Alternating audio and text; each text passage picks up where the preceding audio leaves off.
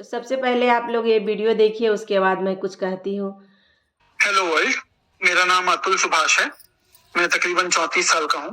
बैंगलोर में रहता हूँ। आज करने जा रहा हूँ।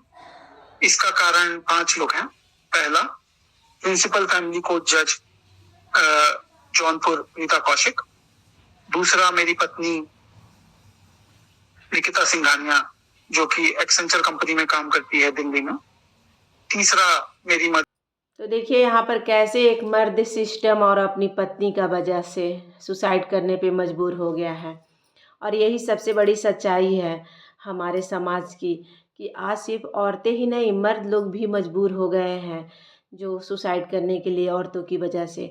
सिर्फ औरत ही नहीं टॉर्चर हो रही है, बहुत सारे मर्द हैं जो औरतों से के जरिए टॉर्चर हो रहा है। उसके औरत इतना टॉर्चर करती है कि वो सुसाइड करने पे मजबूर हो जाते। एक कहानी सिर्फ अतुल का ही नहीं है, ऐसे कितने सारे लोग हैं जिन्होंने सुसाइड कर लिया और मीडिया के सामने आए ही नहीं, किसी को पता भी नहीं चला कि वो क्यों कर लिए। लोग सोचते हैं कि अरे वो तो ऐसा ही कर लिया, लेकिन नहीं, उनके कहीं ना कहीं उनकी वाइफ उन्हें बहुत टॉर्चर करती है, जिसके वजह से वो ऐसे गलत कदम उठा लेते हैं। और सबसे बड़ी बात है कि औरत के साथ कुछ भी गलत हुआ तो बहुत सारे लोग बोलते हैं कि अरे बेचारी बेचारी है, इसके साथ बुरा। पर मर्द के साथ ऐसा करता है तो कोई नहीं कहता है, क्योंकि वो सब लोग तो कहता है कि मर्द के साथ तो कभी गलत हो ही नहीं सकता। जो भी गलत होता है तो औरतों का साथ हो सकता है, मर्दों के साथ तो कोई कभी भी बुरा नहीं हो सकता।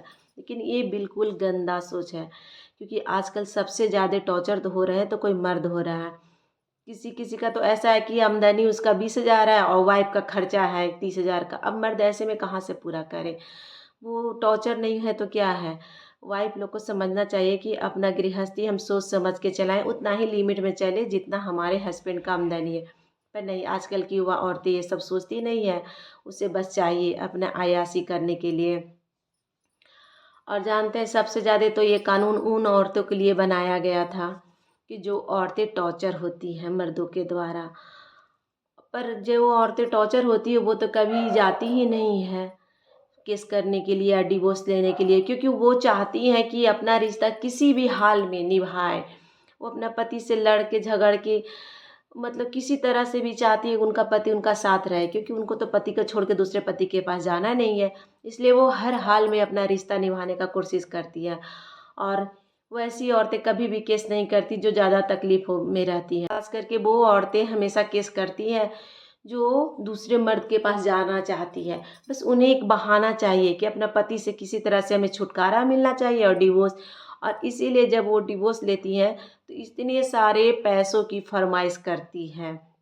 अब अतुल के ही देख लिए, उसकी पत्नी खुद जॉब करती थी, उसके बावजूद भी उसे 80,000 रुपये महीना चाहिए था। बताइए उसके इतना इतना पैसा किस चीज़ में चाहिए था, उसे क्यों देना था? ये कानून मतलब गलत नहीं है।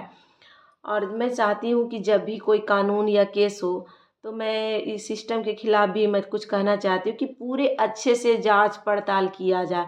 ये नहीं कि ये मर्द है और एक औरत मर्द के ऊपर जितने भी झूठे केस लाद दिया और उसी के ऊपर मर्द को अरेस्ट कर लिया जाए। नहीं, ऐसा बिल्कुल नहीं होना चाहिए। उसको पूरे अच्छे तरह से जांचिए समझिए, उसके बाद ही आप कीजिए। ये नहीं कि औरत है तो सही ही हो सकती है, गलत नहीं हो सकती, क्योंकि आज की औरतें बहुत गलत है।